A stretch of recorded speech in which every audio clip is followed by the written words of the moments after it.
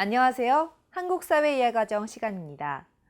이번 시간에는 한국의 역사 중 조선시대에 대해 알아볼 건데요. 이전 시간에 배웠던 조선의 건국과 발전 내용에 이어 오늘은 조선의 변화와 일제강점기를 학습할 예정입니다.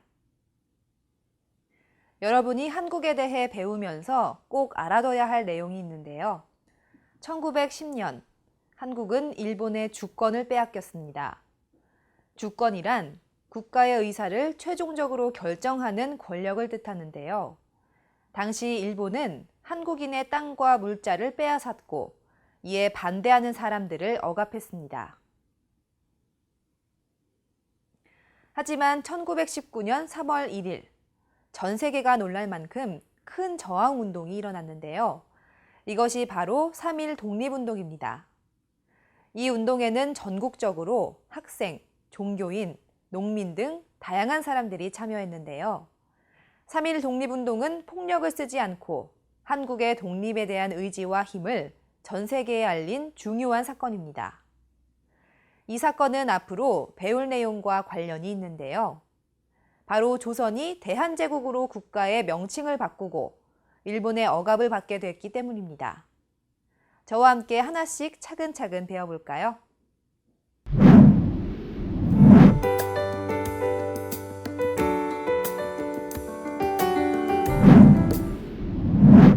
(16세기) 말에서 (17세기에) 조선은 각각 일본과 당시 청나라라고 불렀던 중국의 침략을 받았습니다. 이로 인해 많은 사람들이 죽고 농토가 망가지는 등의 위기를 겪었는데요. 이때 조선의 정치를 개혁하고 농업과 상공업을 발달시켜 백성의 생활에 도움을 주고자 하는 새로운 학문인 실학이 생겨났습니다. 실학이란 실생활에 도움이 되는 실용적인 학문이라는 뜻인데요. 그동안 조선의 정치와 경제에 중요한 역할을 했던 유학자들은 실생활과 관련이 없는 학문에 관심을 가지고 있었습니다. 이러한 유학자들의 생각에 반대하던 다른 학자들은 백성의 생활을 더 편리하게 하고 나라의 힘도 기를 수 있는 학문을 연구해야 한다고 주장했는데요. 또한 다른 나라와 활발하게 문물을 교류하면서 필요한 것을 받아들일 필요가 있다고 강조했습니다. 이 시기에 조선에 들어온 나침반, 천리경, 자명종 등 서양의 여러 가지 문물은 실학의 발달에 영향을 줬는데요.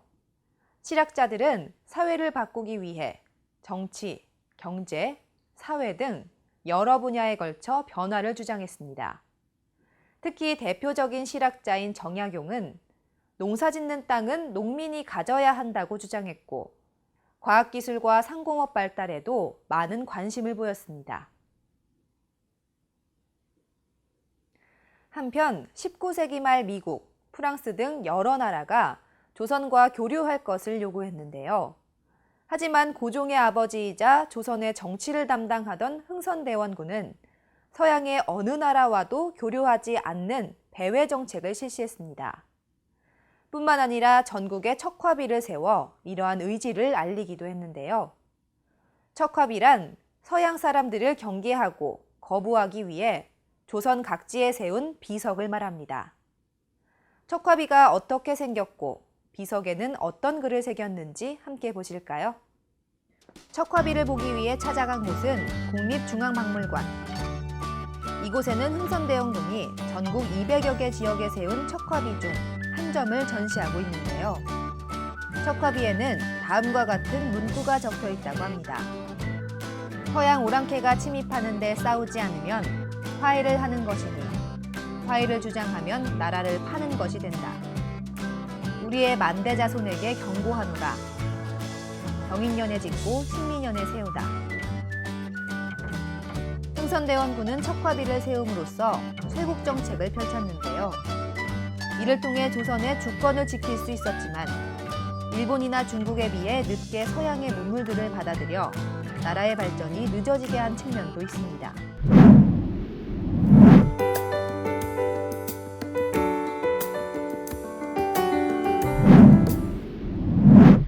조선의 발전을 위해 학자들은 실학을 연구하기 시작했습니다. 그중 정약용은 한국의 대표적인 실학자로 과학의 발전에 큰 관심을 가졌는데요. 조선의 제22대 왕인 정조는 왕의 권력을 강화하기 위한 목적으로 지금의 경기도 수원에 성을 쌓기로 결심합니다. 그리고 당시의 실학자였던 정약용에게 지시를 내리는데요. 정약용은 거중기를 만들어 2년 반 만에 화성을 건설합니다. 거중기는 작은 힘으로도 무거운 물건을 들어올릴 수 있도록 만든 기계인데요. 거중기 덕분에 화성을 건설하는 동안 사람들의 힘은 덜 들고 사고 또한 많이 줄일 수 있었습니다. 화성 건설에 사용된 거중기는 모두 11대였는데 사람이 일하는 것과 비교했을 때 작업 능률이 4배에서 5배로 높았다고 하는데요. 그래서 수원 화성은 다른 성에 비해 짧은 기간에 완성할 수 있었고 훗날 유네스코 세계유산에 등재됐습니다.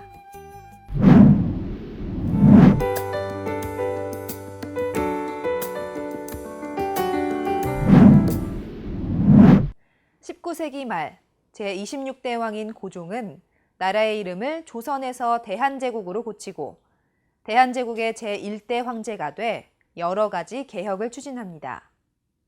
하지만 일본의 지속적인 간섭으로 개혁에 실패하게 되고 결국 1910년 8월 29일 당시 대한제국의 2대 황제인 순종은 대한제국의 통치권을 일본에게 넘겨주게 됩니다.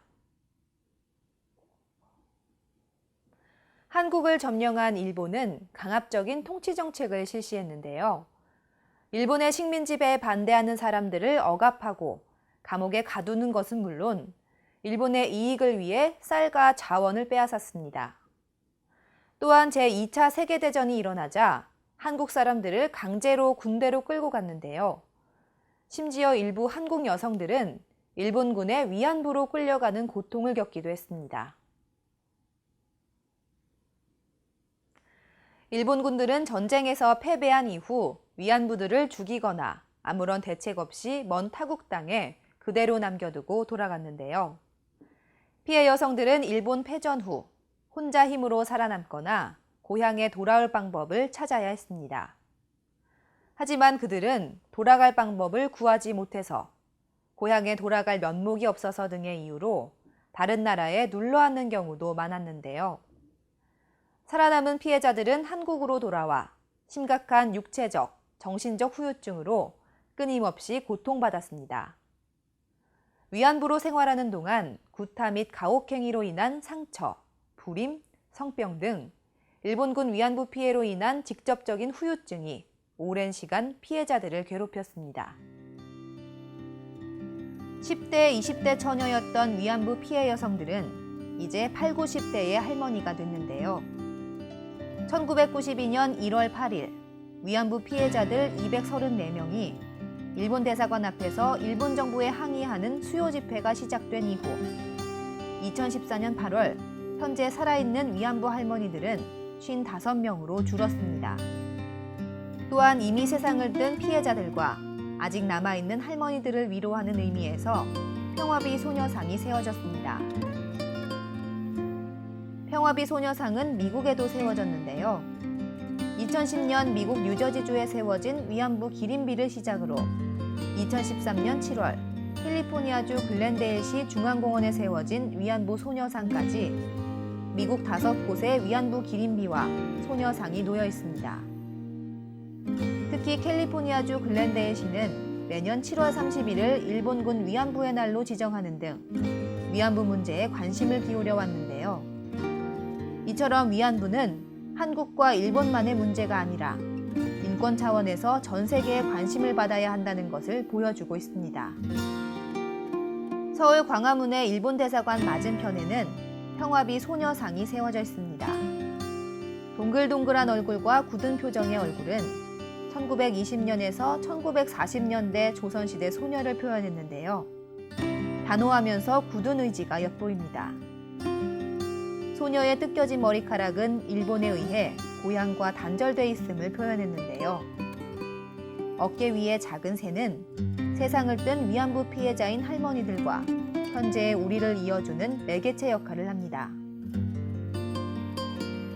현재 일본 정부는 피해자들에게 어떠한 사과의 표시를 하지 않고 있습니다.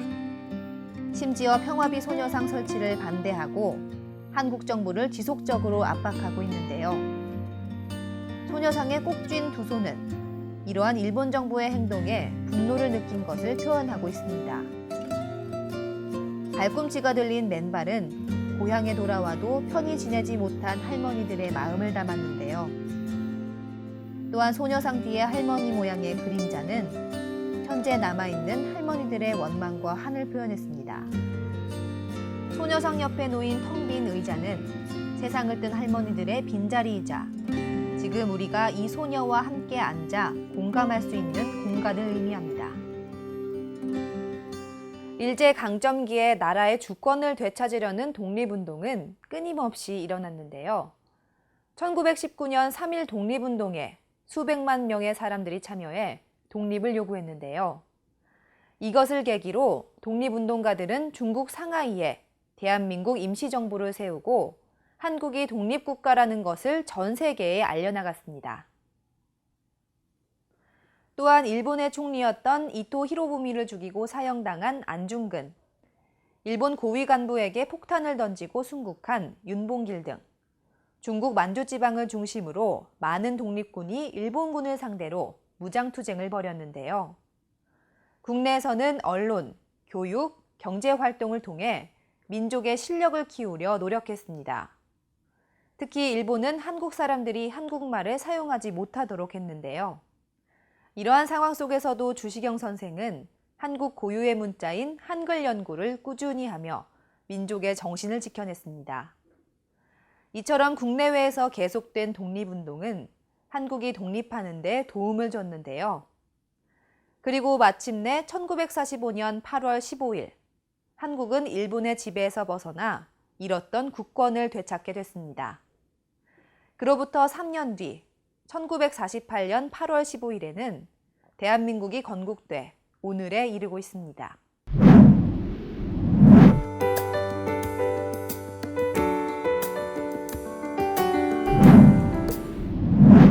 일제강점기에 나라의 주권을 되찾기 위한 독립운동은 다양한 방면으로 끊임없이 일어났는데요.